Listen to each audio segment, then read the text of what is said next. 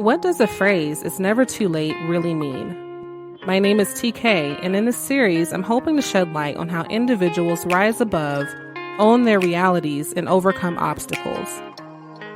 Have you ever asked yourself, why is it that people are not able to look past mistakes despite witnessing one's emotional pain? This season, I'll be interviewing individuals in different areas and industries to explore their sometimes controversial views and why they feel it's never too late to change, follow their dreams, and walk in purpose.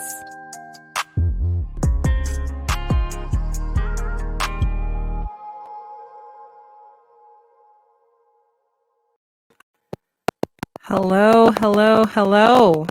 Welcome to season 2 of BFTV, Back and Forth TV podcast. I'm so excited to finally be back in the studio doing what I do best, which is running my mouth about stuff that people care about. And so I'm excited to be back here today.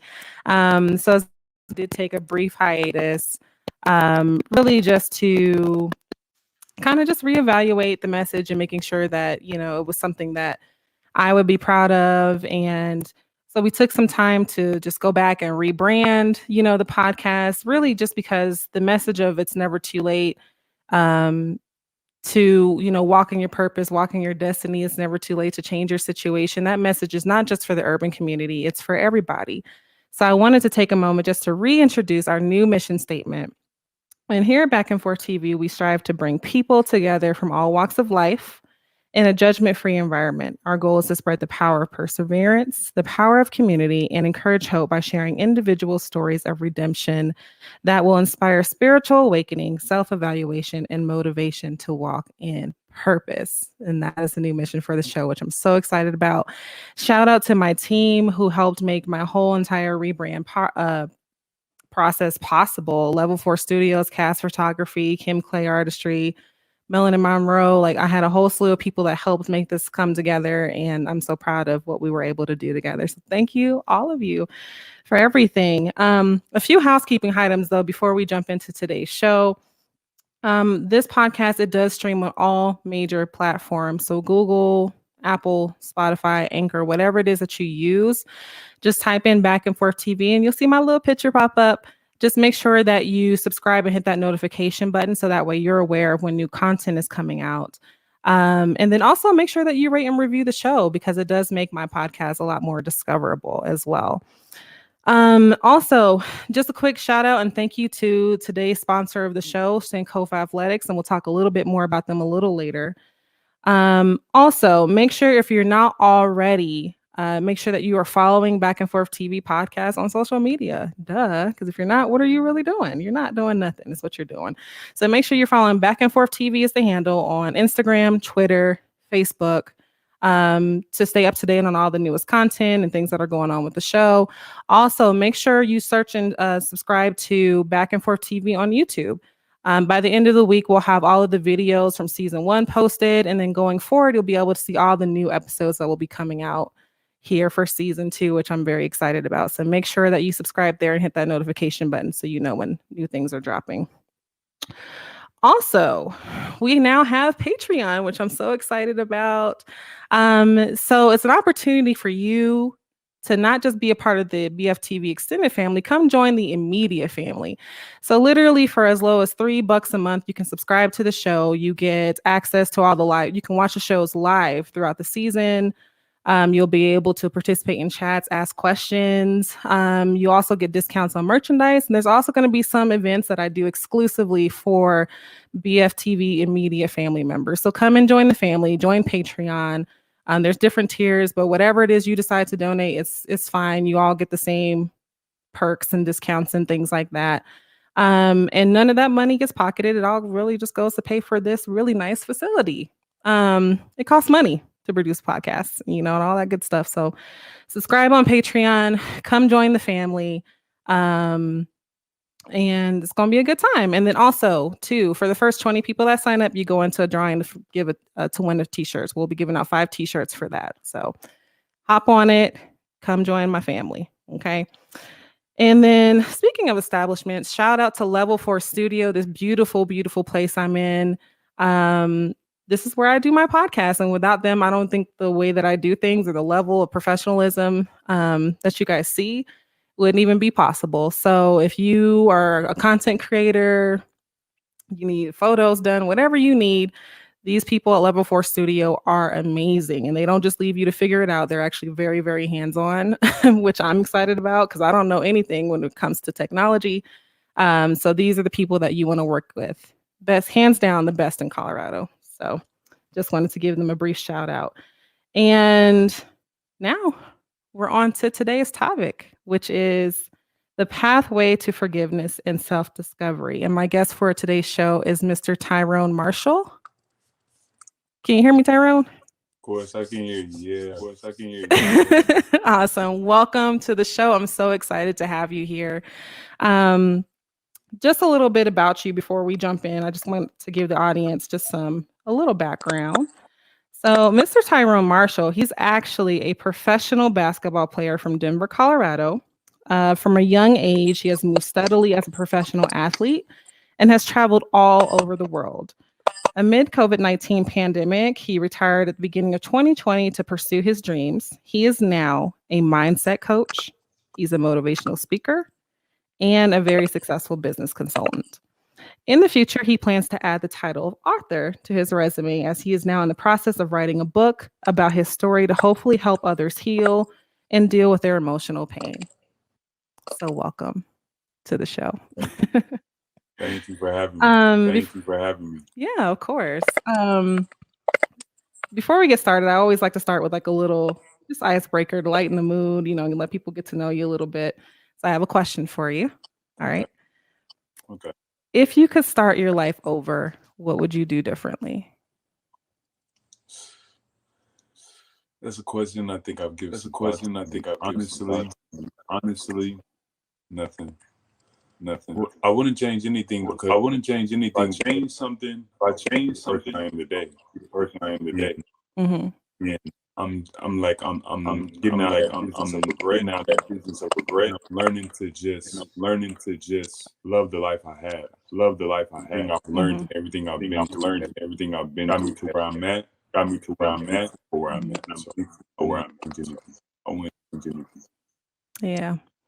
I don't know. For me, not that I'm regretful or anything, but I would change a couple things, just a couple. I think, I don't know, maybe I would have traveled more. Like when I graduated high school, I think that's one thing I probably would have done for sure. Instead of staying like in Colorado, maybe just branched out a little bit. Because who knows where life will take you? You just never know. I could feel that one. So I could feel that one. Great. Yeah. That was great. Yeah, definitely. I probably would have done that. I think that's probably the only thing though. The rest of it, I kind of agree with you though. It's just these things are what make life, make us who we are. So yeah. You ready for one more? Of course. So what do you fear you'll be most disappointed by when you're older?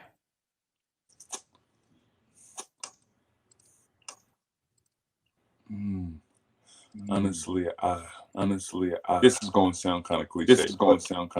I'm really kind of, I don't mess with fear too much. And I think the reason people are ever disappointed,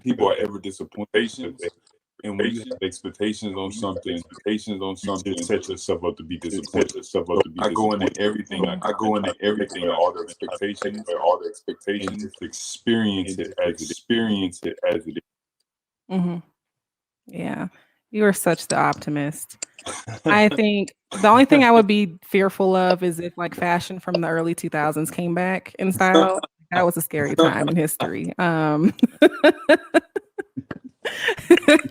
So yeah, definitely don't want that happening. But thank you. And shout out to everybody who's in the audience today. Audrey, Evelyn, Stan, welcome.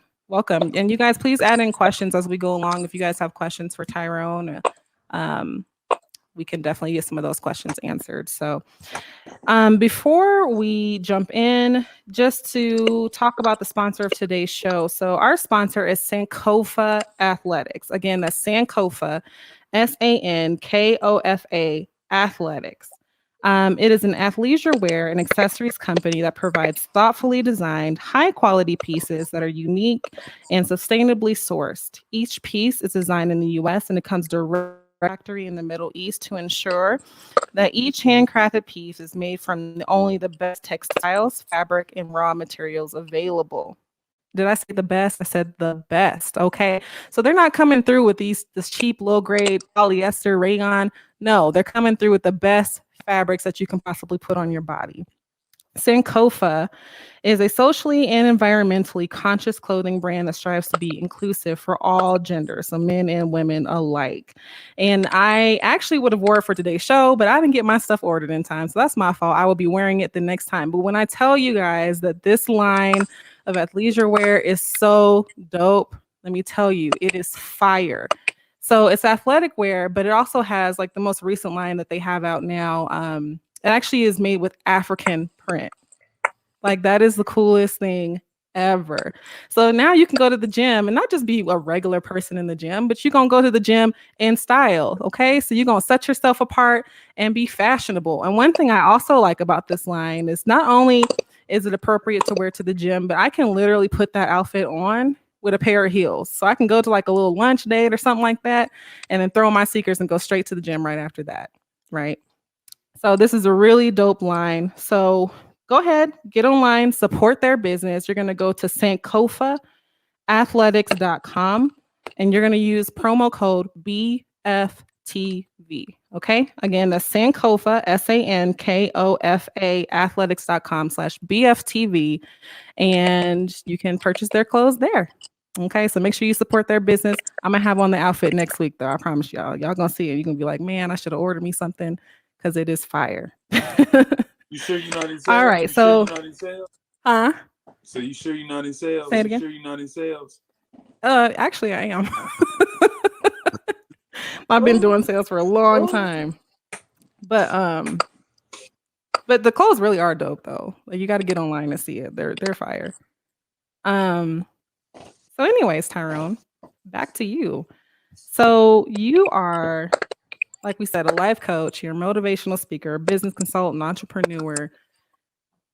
This is a long ways away from professional basketball. So tell me, how did we get here and what inspired you to make the change? Okay. Long story.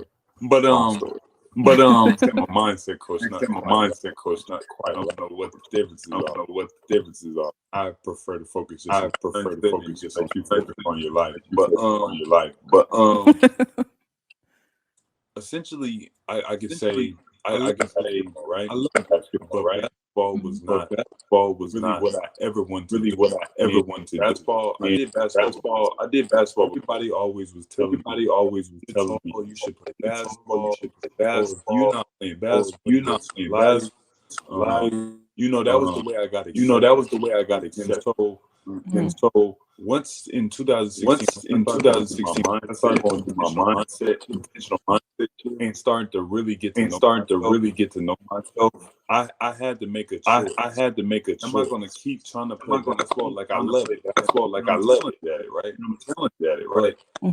But I realized it wasn't it wasn't the thing that like sparked that joy on the inside. Where even if I wasn't getting paid, I wouldn't have a problem. So what I ended up doing is I was on the phone call with this lady. She's a business consultant and she works with retired athletes. And as she was talking to me, she just confirmed it. And when she confirmed it, she was like, it sounds like you need to make a choice. She was like, either you're going to keep playing basketball, and which it sounds like you're not fully passionate about it, or you're going to go after what you want to do. And so I was like, you know what? You're absolutely right. And I was like, it's going to be a big leap. And it's going to change everything that I know. And everybody's probably going to ask me why. But this is what I love to do. Like, even if I wasn't getting paid for it. So I just had to make the change because I can't be running around telling people like, oh, you should do what you love or chase your dreams. I was never truly chasing mine. Right. Yeah, I think it takes a lot of courage to step out and do what it is that you're actually meant to do and not what people think that you should be doing. So I know that leading up to where you are now, you've had a lot of, I'd say, traumatic experiences that I think really affected you in a way. Can you tell me a little bit about where this began? Start, with your childhood. Um, to tell you the truth, and I was actually thinking on this the other day. I like to go back. There's events that I have in my mind where I could pinpoint and say certain parts of, you know, certain actions came from those times. But the more I think about it, and I was actually listening to a student named Sad Google, Mhm, the events occurred before I was born. The things that affected me in the way to become who I was, like traumatic events, it goes way back to slavery, and then that's passed down generational. I believe in like generational traumas, things that like we didn't experience ourselves, but we get the trauma from it. Being poor, and then that's another thing you get trauma from. One of the events I can remember, to tell the truth, is one when I was a child, and I have perspective on it now, but when I was young, I just remember going in to hug my father. And of course, I was being hard headed, right? I was supposed to be in bed sleeping, but mhm, I didn't want to go to sleep. So I walked in the front room. I'm like 4 years old. I walk in the front room where my parents are talking, and I'm asking for a hug. And then next thing I know, I feel a pain in my stomach. Now, as a kid, my brain assumed, yo, you just got punched. But like at the same time, like I don't really know what to do. I'm in pain, like I'm hurting. So next thing I know, I'm on all fours and crawling. I'm just survival instinct, crawling back to my room where I guess I felt safe. But if my dad really wanted to attack me, no place was safe. And mhm, now that I'm in a place where I don't think he was trying to attack me. I don't know what happened. I can't even say he punched me. I just know I got hit in the stomach somehow.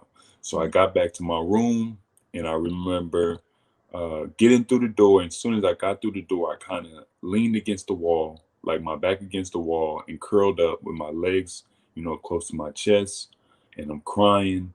And even as I'm crying, I go into this moment in my head where I close my eyes and I tell myself, "You'll never let anybody hurt you like this again." mhm, And from that day forward, marked the time when that would be a very important moment in my life of how I would go about life from that point on. I would become the type of person who was going to protect himself no matter what. And the way I learned to protect myself didn't come till later on, but the defining moment of deciding I was going to protect myself happened at that point. And later on, I would decide that the way I protect myself was by aggressively attacking. So if you hurt me, or I felt like you were a threat or going to hurt me, I'm going to attack. Before you can do any more damage, I'm going to attack you. Because little did I know, I never really grew from that 4-year-old boy that was still hurting. Every time somebody did something, that 4-year-old boy said, "No, no, no, not again." And next thing you know, I was punching somebody. And then I developed other bad habits based off of that, because you punch some people out, you get good at fighting, people get scared of you. You translate it as respect. You don't see it for what it truly is, fear. And it becomes right. intoxicating. So that one moment basically just changed the entire trajectory. You just went from this carefree little child to now is I'm going to protect myself going forward. And as a result, you're just angry, you know, I was. not, you know, intentionally. It was just more of a facade, right? So, Yeah. Oh, sorry. no, go ahead. I'm sorry. No, I was gonna say it's funny because though I was angry, I actually was. Uh, some people might describe it as bipolar. I was still very goofy, very friendly, Mhm, um, talkative, nice, all those things. But it was when I felt threatened that the other side came out, mhm, and it seemed like I went from this harmless person to this person like nobody could have ever imagined I was. mhm. Yeah. So, talk me through your family dynamic. So, I understand, your father, he was a felon, right? And then your mother was a little bit older, and she had you super late. So your other siblings were way older than you, so it's definitely, different. Can you tell me a little bit more about that? Yeah, of course. So actually, So my father's like a year and a half younger than my mom, but they had me very late. My father was a double felon. Mhm. Both his felonies came before I was ever born. He met my mother while he was on work release from jail. So he was on work release, and they were working at the same place, and he met my mother. It was some type of nursing facility, like old people's home, if I believe it's correct. Mhm. They met.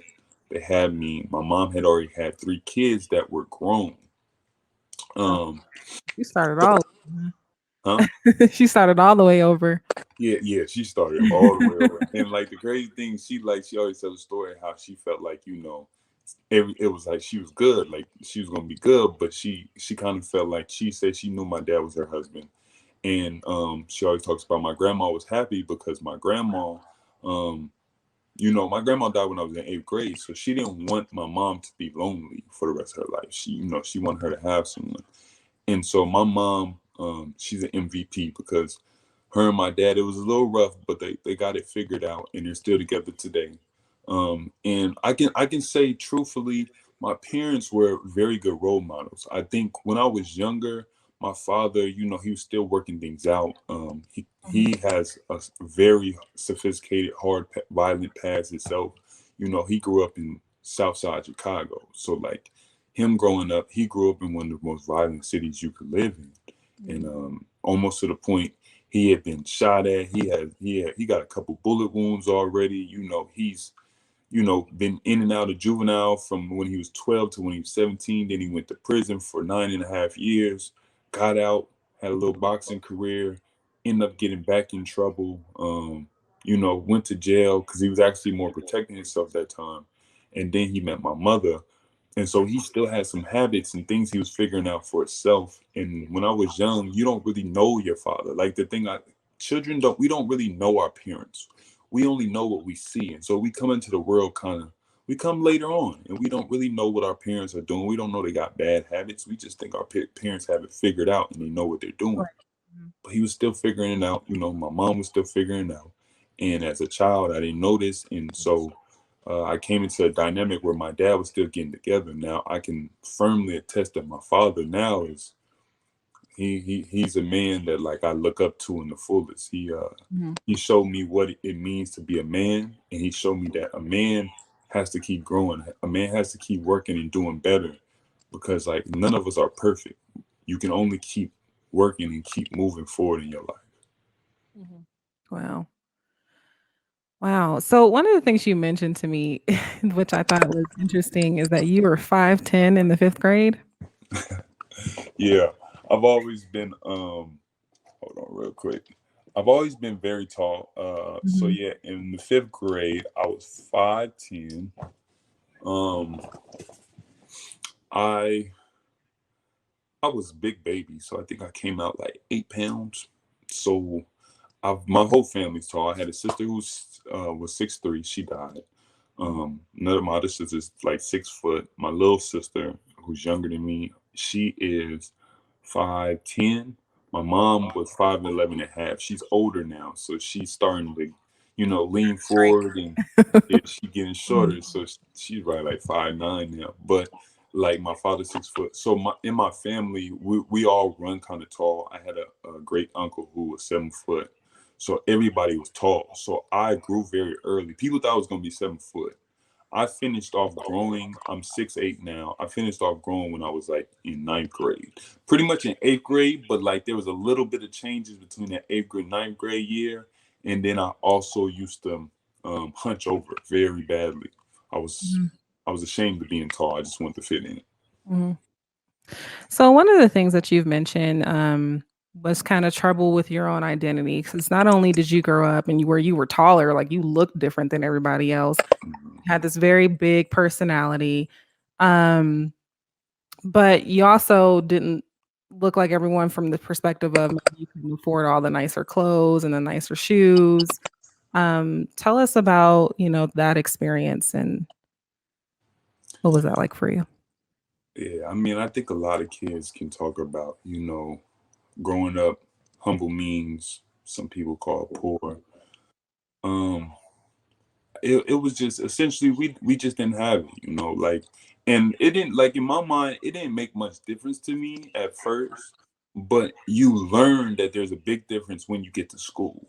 So like when you at home and you growing up and before you really in school, and I transfer schools a lot, like asking my parents for something and be like, we don't have the money. I quickly figured out, okay, my parents, we don't have the money. And then I figured out they wasn't lying, because I remember multiple times walking in, you know, as a child, you know, you supposed to be doing something in another room, and they told you to leave them alone, and you still coming back to bother them. But I remember walking in and I would see them like counting money, and then I would hear the conversation like, oh, we don't got enough for this bill or the rent this month. You know, we're gonna have to see if they can extend us for a little bit. And it was like, dang, like it was kind of heartbreaking, because it was like my parents are struggling. Like I wanted to be able to help, and I didn't really know how to. And then, you know, going to school, and you know, I'm tall, so I'm growing. The little clothes that I would get, like we would go to like places where they have like clothes for homeless people and poor people programs, but I was growing out my clothes so fast.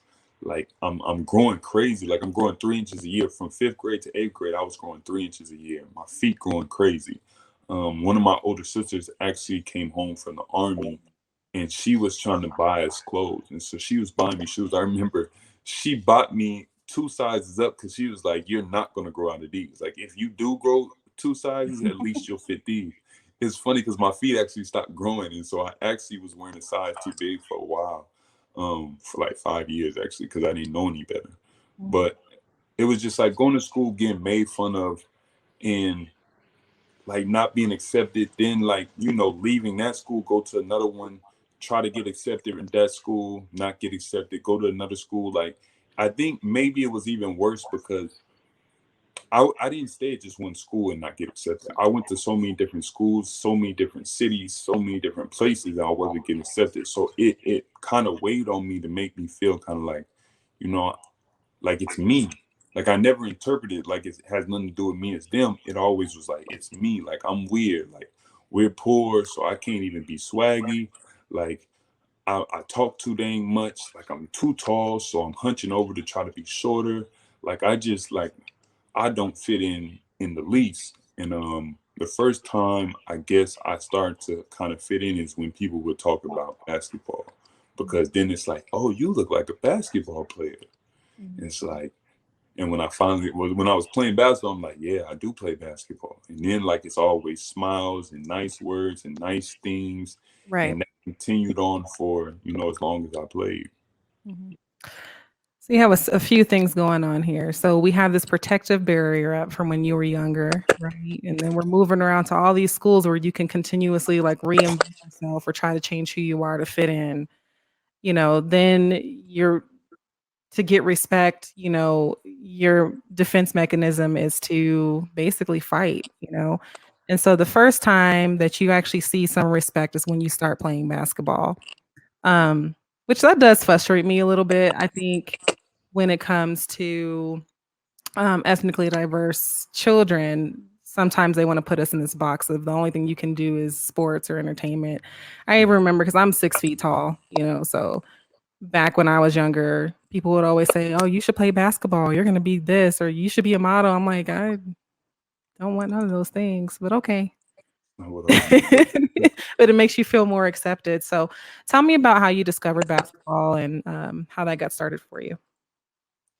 So basketball, when I first discovered, I mean, every black kid know about basketball. Like if Of you a course. black boy, you know about basketball. Like everybody going to some park or seeing somebody hoop or somebody ask you. So I knew about basketball. Like when I was younger, like I think my first time really playing, I was in fifth grade. My classmates were like, even though they had talked so much stuff about me, for them to want to accept me into something, they were like, yo, you should come play basketball. Like you'd be great on the team. Like you tall, like we need you. So like hearing that we need you. Oh, really? You need me? Mhm. I'm there. Try it out. I was trash, but I made the team because I was tall. So got on the team, played. I wasn't good. My dad was always there supporting me. He was always the loudest one in the crowds. That's my boy. I was like, I always be, I always be laughing because I knew I was terrible, but he always found like the good things I did, and then he never really pushed me. My father never pushed me to play any sports, but he always told me his stories. He was a boxer, so he always talked about boxing. He taught me how to box, but my mom wasn't letting me box. She thought it was too violent. So if he had picked a sport for me, it would have been boxing. Mhm. But then after fifth grade, the next couple years, I was moving middle schools a lot, so I never really got to play. But in eighth grade, I got to play flag football and basketball.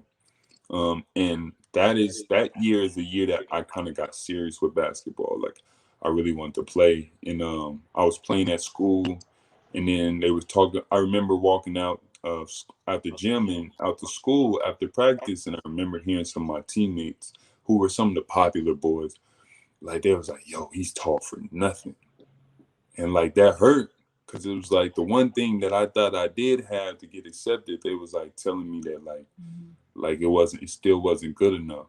And so I don't know why, but like at that moment, instead of like just like hurting it, and I didn't attack them because honestly, there was like even then, like when I would fight people, there was still like a part of me that was scared. Like I was always scared. And like I would attack people out of fear. I was attacking people because I was scared, but I was making people think that I wasn't scared at all. So I didn't attack Mhm. them at all. But like I just remembered that and I was like, nah, you'll see. And I remember one of my teammates walked up to me, what next to me. He had heard him too, and his name was Denzel Washington. And he said, yo, don't listen to them. He was like, you all good. You ain't really ever played before. You just need practice. He was like, you should come. I play for an AAU team. You should come practice with us. And so I was like, okay.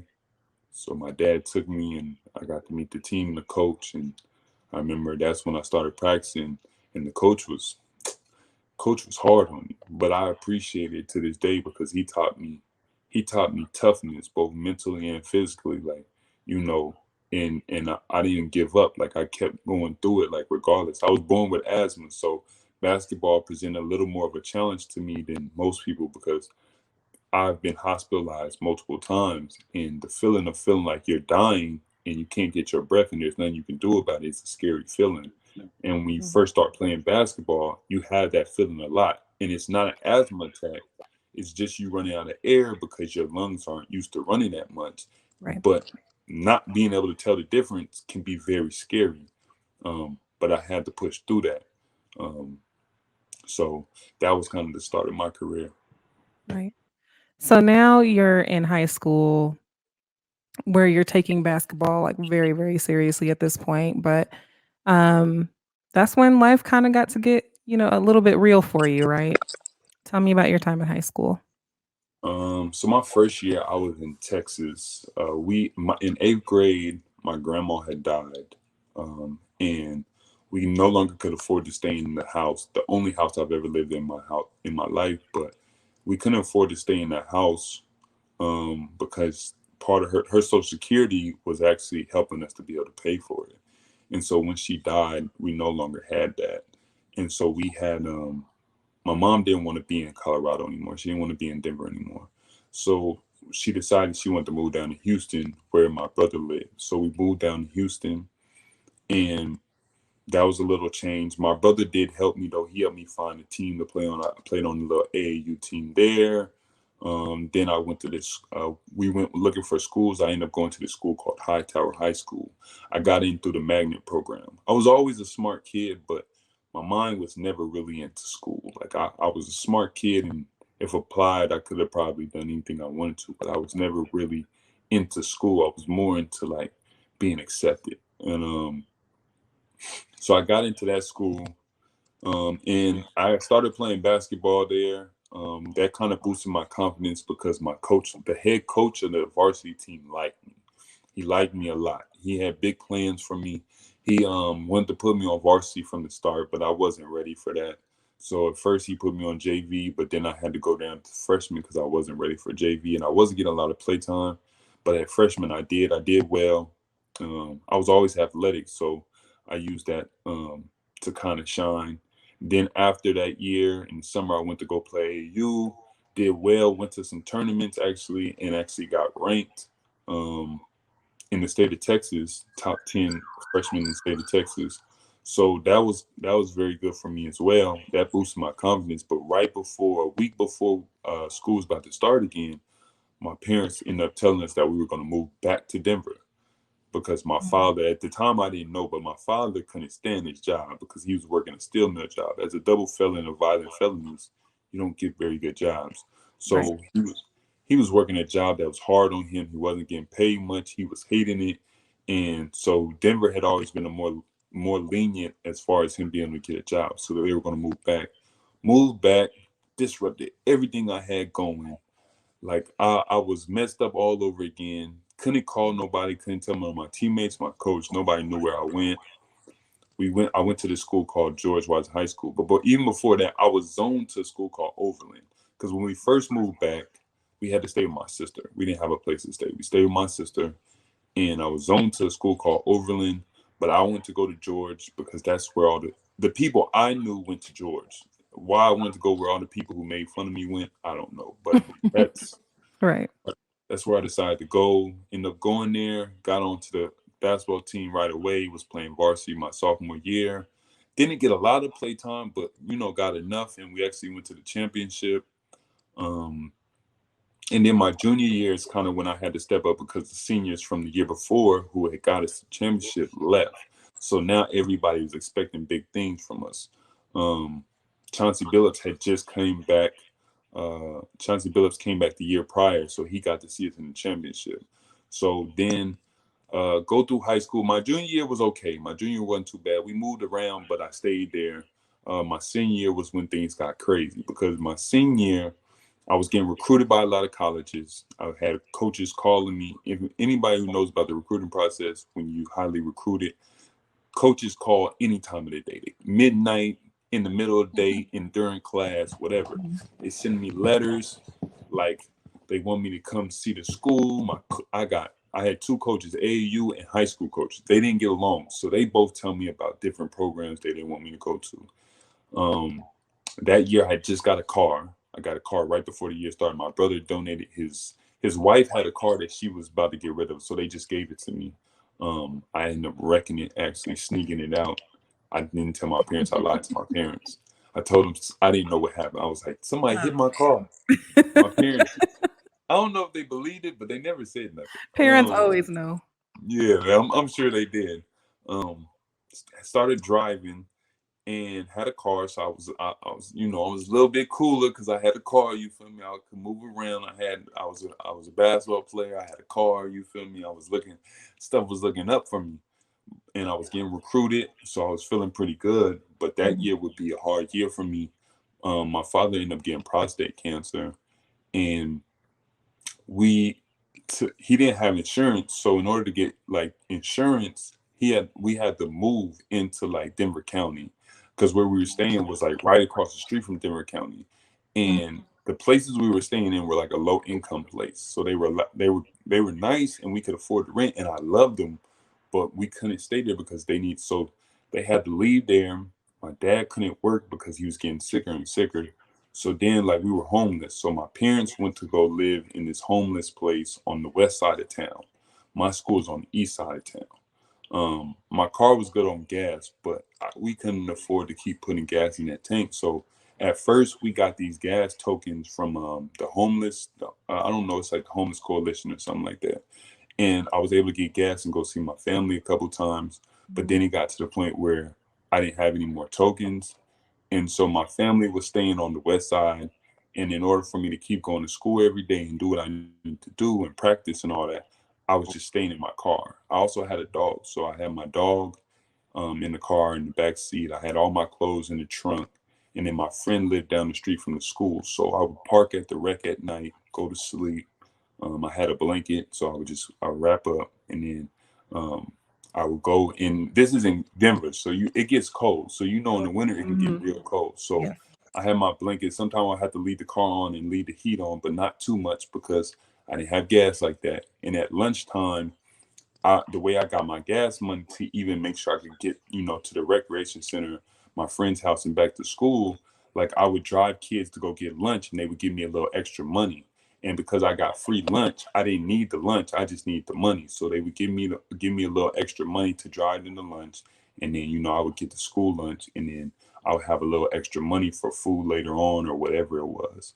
Um, and that happened for a little while, and then finally my parents were able to move into like this homeless program had these places like that were kind of downtown in 5 Points, and so my Mhm. parents was able to move in there. We got in there. That was a lot close to the school. So once we moved in there, it was a little bit better, but still kind of struggling. My father's dad had prostate, and I didn't really know what was going on. I didn't know what prostate cancer really was. I just heard cancer, and for me, every time I ever heard cancer, it was associated with like someone dying. So I'm thinking my father's dying. Um, we homeless. Like I don't know what's gonna happen. So all these schools that was calling me, I just end up answering the phone, telling them like please don't call me back to the spring. Like I didn't tell nobody what's going on. I'm just stressed out. Like I don't know what to do. Like I'm a kid. Like I don't know what to do. So I told them, call me in the spring. Now that messed me up. I lost a lot of schools, but um, I mean it is what it is, and I still end up getting, you know, have a couple of schools, and I end up going to the university, signed to the University of Wyoming, full scholarship. Yeah. Wow, that's a lot for a senior to carry on his shoulders at that age to deal with homelessness, your parents are sick, and on top of that, not really having a ton of guidance. I know that had to be, pretty stressful on you. So now you're going to college and you go to the University of Wyoming and you join that team. Now this is a different experience, right? Because 'Cause you're not the star of the team anymore. Tell us about that. Yeah, anytime you go from one school, middle school to high school is a jump, high school to college is a jump. Um, it was a lot of shocks for that because when I got to University of Wyoming, because I didn't know anything about the recruiting process and I just kind of signed with somebody, Mhm. I didn't know the questions to ask. My parents didn't know the questions to ask. I guess my coaches didn't really know the questions to ask. So I got to this school, and first of all, it was a culture shock. Like I went and visited the school, but like I wasn't prepared to like go to school that was like 98% white. Like, and not just this is when I learned not all white people are the same. Like you got different type of white people. These are like rancher type white people. They like grew up in small towns, Right. small schools, like Mhm. they country, they love their boots, all that. I should have known. Wow. School's called the Cowboys, but but I go here. It's a culture shock. Very small town, not much to do. I'm there in the summer, so there's nothing to do. I end up riding my bike all over the town, which is a very small town. So I was able to get from one side to the other very quickly. And I ended up seeing my first wild horse. I didn't even know what a wild horse looked like. I didn't know they were so aggressive. I thought all horses was calm and docile. But I get to the school. I'm astonished by all these things. But then I get to meet a dude named Larry Nance Jr. He's in the NBA now. His father was actually in the NBA before him.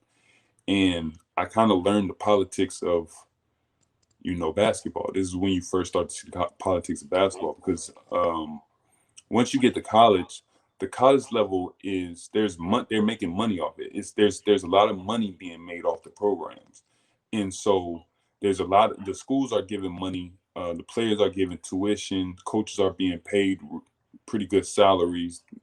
It's like there's a lot to it, and I didn't understand that. So I get there and, you know, I don't understand that I'm not coming here to be the best player. I'm coming here to be a practice player. I didn't know. It was never explained to me that I was coming to be a practice player. I thought you get there, you show what you can do, and the best man wins. But that's not what it was about. That wasn't going to be how it was. So, and I'm sure there's a lot of different perspectives on the story, but um, I get there and, you know, essentially I kind of get my red shirt messed up because I end up playing. My coach puts me in like the last 16 seconds of like the first game. Um, we never had to talk about red shirts, even though we were supposed to have a talk about red shirts. He never did it. And I don't think my coach cared about me. I don't think he cared for me that much. But I can't be mad at him. Like everybody has their favorites for the most part. So I wasn't mad about that. But there was just a lot of stuff I didn't know. And at the end of the season, you know, after this long tumultuous year at school, like that I didn't enjoy at all, you know, I get called into the office and we have a talk. And the talk basically told me, the coach didn't believe in me. He didn't really think I was a good player. Never thought I would be able to play professional basketball. And whether he meant to see what I was going to do, like if I was going to try to prove him wrong, or whether he really meant his words, I don't know. But all I know is like after that, I was like, nah, I can't stay here. So I decided I was going to leave. And I had a decision to make, because when you leave D1, which is the highest level, to go try to go to another D1, you have to sit out a year. So you have to redshirt a year, and then you can play again. Mhm. Um, and I didn't want to. I had already pretty much sat out that whole year. I hadn't got to play, and like education wise, everything was going bad. Social life wise, everything was going like there was just a lot of stuff going bad. So I was just like, you know what? I want to play. I'm gonna go JUCO. And JUCO is junior college. So junior college is like the lowest level. Usually people go to junior college when they can't get to D1 or D2, and they Mhm. play for 2 years and then they go. So with me, I lost 1 year eligibility. You have 4 years of eligibility. You can do one red shirt, which gives you 5 years, but you don't play that red shirt year. So I lost a year. I didn't really play. Decided to go JUCO. So this was going to be my second year in college. I was going to have to get my associate's degree in order to go back to D1. That's the requirement to go to JUCO and then go back D1. You have to get your associates. I didn't realize, like, there were so many things I didn't realize about the college system. Like when you go JUCO, the organization of D1 is not there. The money that they put into the programs is not there. Like everything was kind of just not there. And I Right. ended up going to a program. Let me just say like this: my teammates was wild. Like my teammates, we did a lot of stuff we wasn't supposed to do. Like people think basketball players don't do a lot of stuff, but let me tell you, you go to the wrong program, you'll see it all. Anything goes, huh? Anything goes. I mean, even the way you talk to the coaches, you'll see some wild stuff. Right. And if my coaches is watching this from JUCO, I apologize. We was wild. I'm sorry. I'm That's sorry. hilarious. So now you're in junior college. At some point, you make your way back to CSU Pueblo, right? Mm. And so Yeah, I tell me, told how you. did you actually get to doing professional basketball? So after CSU Pueblo, I wowed out even at D2, but it wasn't quite as much. D2 has a little more structure than JUCO, but still less than D1. Went to D2, did okay.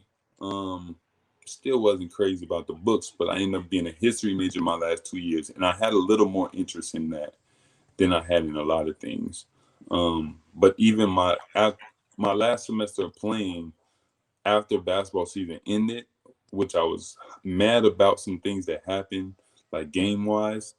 I just like, because I was the only one to play basketball, I just stopped going to class. I didn't go to class after I got done with the basketball season. I literally stayed in my room and I was just playing like Call of Duty and different stuff on the Xbox, Mhm. which I shouldn't have been doing, but I didn't care. I'm very hard headed, so I was like, whatever. So at this point, I didn't really know what was going to happen. I had went to a couple tryouts to try to go play pro. None was really shaking. But then I had a friend who was playing in Mexico. He was one of my teammates the year before, and he had went and played like in Mexico. And he came back and he was like, he wanted to go out for the G League. At that time, I think it was the D League still. And he was saying he needed somebody to take his spot in Mexico. And so I said, I'll take it. And so he was like, okay. So he put me in contact with the team and owner of the team and talked to them. And they took me. And so they got my flight, everything. And all I had to get was my passport, got my passport. And on like the last week of school, I ended up, flying out. I didn't go see my parents or anything. I think they had came down to see me real quick, but I didn't go back to see them before I went to Mexico, played in Mexico for 3.5 months. It was, it wasn't full pro. It's pro, but it was closer to semi-pro, but it was pro, but it was like closer to semi-pro, honestly. Mhm. Most people would probably say semi-pro basketball, because the league was like the third or fourth league down in Mexico, and in Mexico, all the leagues are already kind of looked down upon. But for me, it was a start. It was a start, and I appreciated it. So that's how I got started.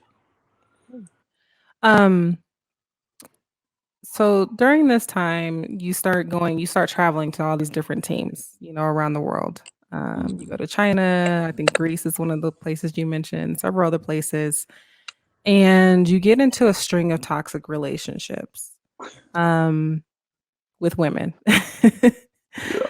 um, can you just tell me a little bit about why you think that happened, or what were you lacking that caused you to be in some of these toxic relationships? Some of them came before actually I even went professional, but Uh, I think, and I've never been to Greece actually. I never played in Greece, so yeah, I okay, plan maybe on I going, should but I search never that played. somewhere else. Yeah, yeah, it was a whole bunch of them. I don't blame you. It's a whole bunch of them, but I didn't.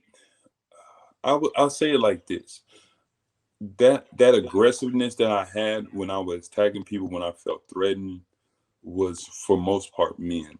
Like at a early, like not an early age, but I think it was around 14, 15. I realized I couldn't attack girls that way. And I'll be truthful. Before 14, 15, I had mm, I kind of attacked some girls. Not like full blow fist wise, like at least not girls at school. My sister, yes, me and her and had some straight fights, and even in high school.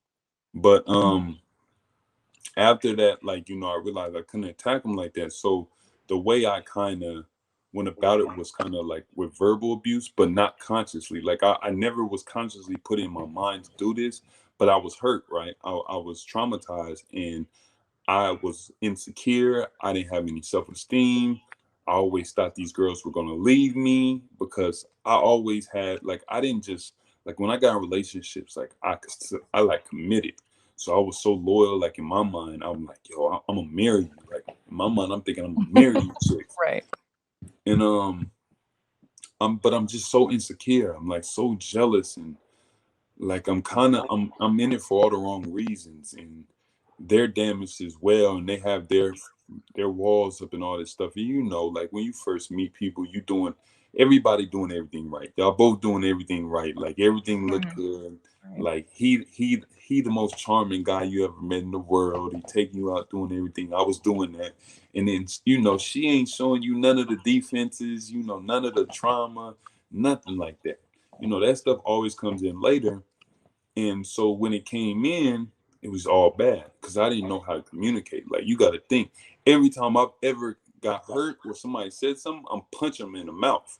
So now when I got to talk to women and they done something, oh, it's a one-sided conversation, yo. Like, oh, like that's how you doing things, like, and I'm going off, And some women they holler back, they like trying to argue, they argue with me. Other women they more on the quiet side, more on the cry and just listen side. And Mhm. so, honestly, in all my relationships, I take full responsibility for the fact that I was getting in relationships and I was never really ready. Right. I was seeking validation and love from places that I could never get it from. And because of that, like, I was very insecure and very jealous. And I found ways to always blame it on everybody else.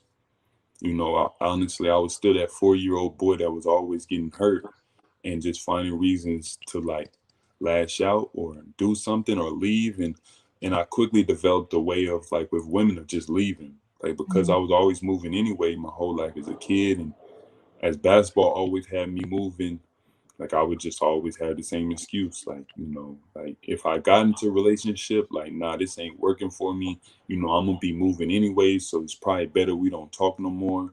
Or it was just like, flings where we wasn't full blown relationships, but I would never fully commit because it was like, I'm leaving at some point. Like ain't no sense of getting no relationship. Like I'm Right. not doing long distance. And the time I had did long distance, that was probably the worst relationship I ever did have. So Right.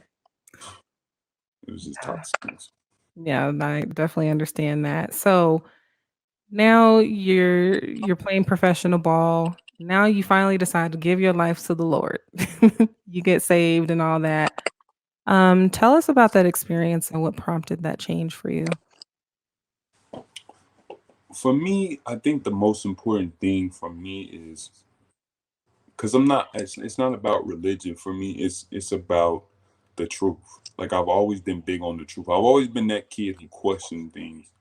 And when I was submitting to God, I'll say it like this: like I submitted to God, and I was submitted, and I was getting saved.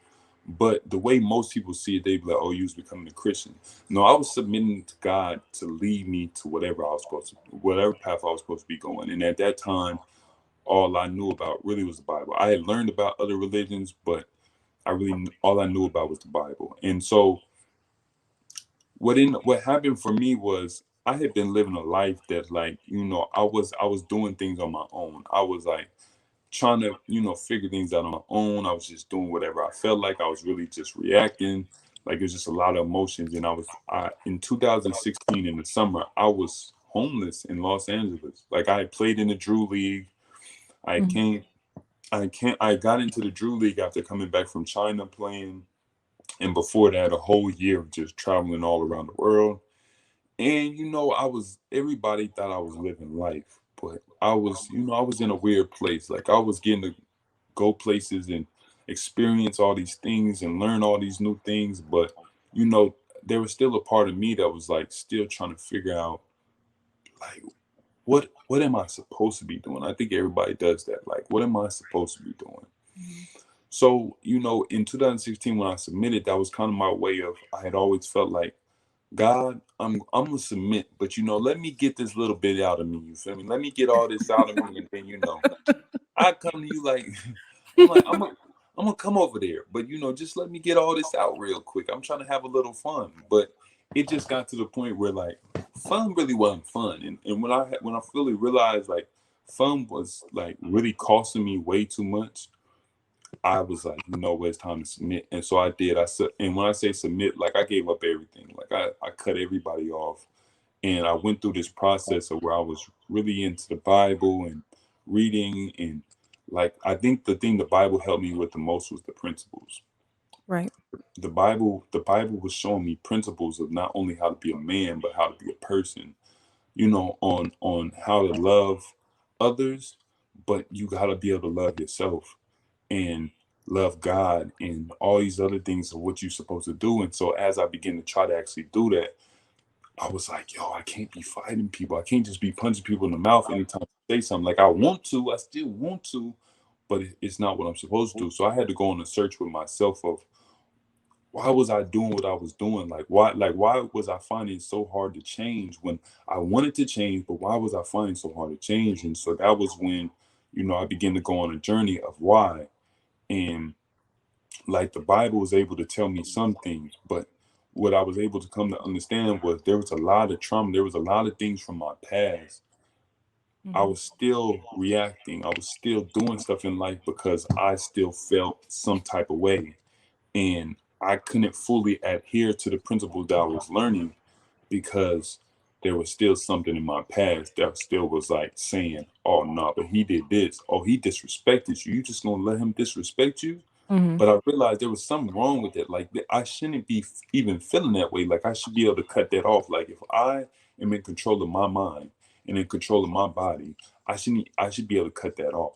And it just led me to start, like, start digging into my past. And that's when I started to, realize there was these traumatic events that I never healed from. I Mhm. never healed from. I hadn't forgiven anybody for what they did in turn. Like, I hadn't forgiven myself for even letting it happen. And I still didn't really believe in myself. There were so many things, and still to this day, I'm still unraveling this stuff. I'm still healing because you never fully heal, but you just keep working on it. Right. So that was really what prompted me, and that journey has been amazing. It's been amazing. It's still ongoing. Right. I'm so happy for you. And, I think forgiveness and just taking time to reflect on things that we've gone through, because there are some things I think that we do go through that we don't realize is actually affecting us, and it's actually traumatic and it's affecting our lives in a negative way. So I definitely applaud you for taking some time to do that. So now we're getting to the where you're starting to unravel and you're figuring out where all this anger, this resentment, where all these things started from. And now you realize that basketball really isn't what it is, where it's at. Um, Tell me about that moment. I know that had to be a struggle from, stepping away from something that was your identity for so long or that you identified with. How was that Yeah, for you? it was hard. There was a couple times where I had thought about it, um, and it's crazy when you tell yourself a lie over and over and over again. You believe it. Mhm. And I was truly believing this is what I was supposed to be doing. I believe basketball was where what I was supposed to be doing, because like I had so many different justifications for it. The time the dude came to our church and prophesied that I would play in the NBA, and all the Dang. people who had told me, and like my grandma died, thinking that, I was gonna make it. I had made promises to her that one day I would do stuff with her. Um, even when my sister died, she was always looking for me. She was like, "Oh, when you make it, just let me get your basement."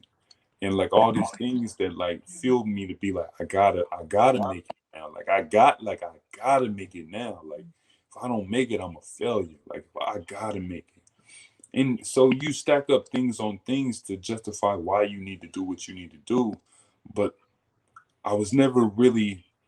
It was always about everybody else. Like it wasn't about me. And so when I went on that journey in 2016, which I tell people it was an intentional mindset shift, like I was really looking at me and getting to understand me. So after I started unraveling all these traumas, what started to come to me was like I was asking why I was doing everything. And so it got to the point where I was asking why I play basketball. And I realized I like to play basketball. But the truth of the matter is, if I really want to make it, there was a certain amount of work I need to be putting in. I believe like you should be giving your best at everything you do. This is one of the Bible's principles. You give your best at everything you do. And Mhm. what I realized is I wasn't giving my best. And I tried to step it up and give more to basketball, but there was some inside that just never quite was willing. Like I was never like in workouts by myself, I was never willing to go the extra mile. I was always doing just enough. And I was doing that, and I remember I got hurt, so I sat out that year. Um, then I came back, tried to play. Um, didn't want to go overseas because my sister had died while I was overseas, and I wasn't able to come to her funeral, which tore me up. And I didn't even realize how much that messed me up because I wasn't willing to go back overseas, even though I had a chance to go overseas and make more money. I turned it down to stay here, make more money in a league that I didn't know nothing about. And the league ended up being all bad, but I went and played. Wasn't really a good experience, but I did get to meet two people on my team that ended up helping me to get on this plant-based alkaline journey, which I believe, honestly, I don't believe anything happened on accident. So I believe I was supposed to be there. And then after that season, oddly, that season came to an end for me because I got in a fight. One of my teammates elbowed me in the neck, and so we got in a fight, which that was the last time I got in a fight. But and like for some people, that's not speaking numbers, but Mhm. that was like almost a year ago now. So for me to not get in a fight for almost a year, that's big things for you. For So making progress. you feel me? People don't realize. Not to mention, like for him to have to hit me for me to hit him, that's big progress too. Because I was usually the one, no words.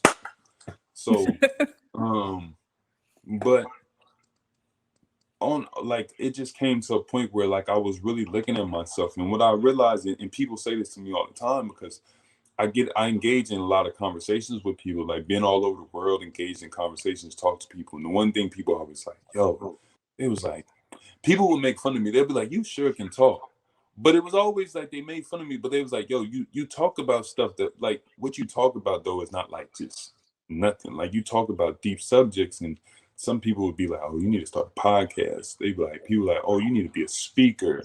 Like all these different things. And I had done business consulting with my dad. I had actually did it for him. I was his consultant on his business, and I helped him in his business, and he ended up selling it actually. So there was a passion there. There was something I loved about, learning and growing myself in a way where I could help other people, especially those close to me, but just anybody, because I've always been a great learner. I've always been able to learn fast.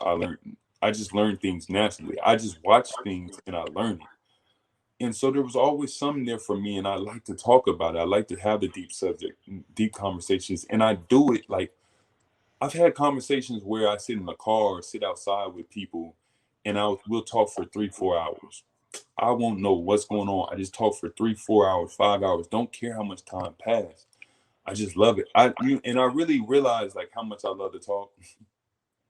When I went to a club, ended up talking with this dude. We just sat down and we talked the whole night. Like didn't look at nobody, was just talking, just having a great conversation. Mhm. And I was like, it started to dawn on me like that.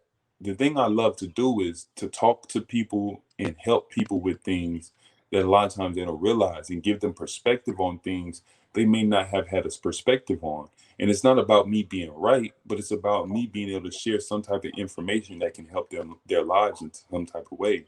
And Mhm. I was like, that's what I just love to do it. Even if I didn't get paid, I would do it because I was already doing it. I did it without ever thinking about it. I never meant to do it. Like I never meant to try to help people.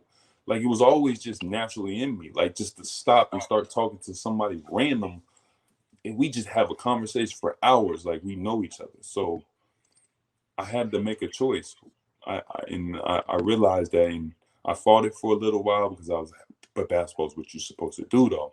And then I realized what I'm supposed to do is up to me. It's my life. I choose what I want to do. Mhm. That is such a good way to end this. Your life is up to you. And, I think that's at least what I'm walking away with is that, you took the time to forgive yourself and to forgive others in your past, but some time to discover what you were actually put on this earth to do. And a lot of people, believe it or not, they go through this life old, and they never actually do what they were meant to do here. So I definitely congratulate you on that. Um, so just, wrapping the show and whatnot, what is one thing if people walk away with nothing else, what would you like for them to know? Biggest thing I always tell people is like you can create the life you want. Like everything that's happened in your life up until now, there are some things that are out of your control, but where your life is now is based on the decisions you've made, based on everything you've done, the decisions you made. So like if you want to see true change, Mhm, you have the ability to change your life. You have the ability to grow. You have the ability to have a better life. You have options, you have choices. And the reason I'm a mindset coach now is because I think the reason people don't realize it is it's all about the mindset. It's the reason I'm reading my book. I'm writing my book. The mindset controls the way you look at life and the way you look at people and yourself. And a lot of times we don't realize it, but everything in our life, the way we were raised, the people we're around, the music we listen to, the shows we watch, everything we do feeds into that mindset. And then it goes in here and it comes out in the weirdest of ways. We don't always understand it. So you must be careful what you listen to, what you watch, the people you're around. In order to truly start controlling your life, you need to start putting the right information into you so that you learn how to control your life. So you learn how to take advantage of situations. So you learn how to manage time effectively. Like the essential thing is we don't know what we don't know. So in order to know something, you need to be around people who know more than you and begin to learn and soak up this knowledge. And essentially, what that'll do is give you knowledge to work with to help you to start changing things in your life. And it's a slow process. You change things one by one, but you can change anything. You can make your life the way you want it to be. You don't have to do what other people tell you to do. You can do what you want to do as long as it's ethical. But the biggest thing I always tell people is if you really want to find one key that I would give people to like really change your life and to change your mindset is just begin to ask yourself, why do you do what you do? And always ask yourself with everything. So if you say, why am I always angry? And that first answer you get, take that one, but go deeper. Always dig deeper and keep digging deeper and begin to understand. The more you understand yourself, the more you begin to understand the world around you. And when you ask that why, you'll be able to unravel a lot of habits that you have, good or bad. But you'll find we have a lot of adapted habits that, honestly, is not us naturally, but they're things that happen from when we were children and as we were growing up that cause us to react the way we act. And so don't just be like, I used to say this too. This how I am. Like, this is just how I am. Like, no, I wasn't just angry. Like, I was angry for a reason. And once I was able to figure that out, I was able to work on it and heal. And now I'm not angry like that. Like, I don't get angry very often anymore. And even at times I feel it, I'm able to catch it that much sooner. And that's all I want, is so that I catch it that much sooner. I used to not be able to catch it. I would just fight. And then after the fight, I would have to go say sorry. But then it got to the point where I caught it faster and faster and faster. And now when I feel it, I can check it. Like, no, that's not the right answer. And I replace it with something else. But that's what I would leave people with.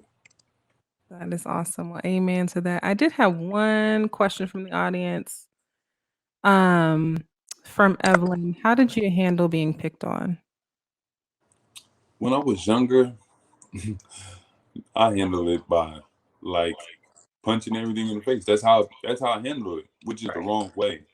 If you ask me how would I handle it now, I would tell you that honestly, someone picking on you or making fun of you doesn't have anything to do with you. It has everything to do with them. They're putting stuff on you that they're feeling about themselves. Like, if they're making fun of something, it's because they're making fun of it because they feel insecure about how, like, if they making fun of your clothes, they feel insecure about their clothes. And the only reason they're comparing their clothes to your clothes so they can feel better. They want to feel better.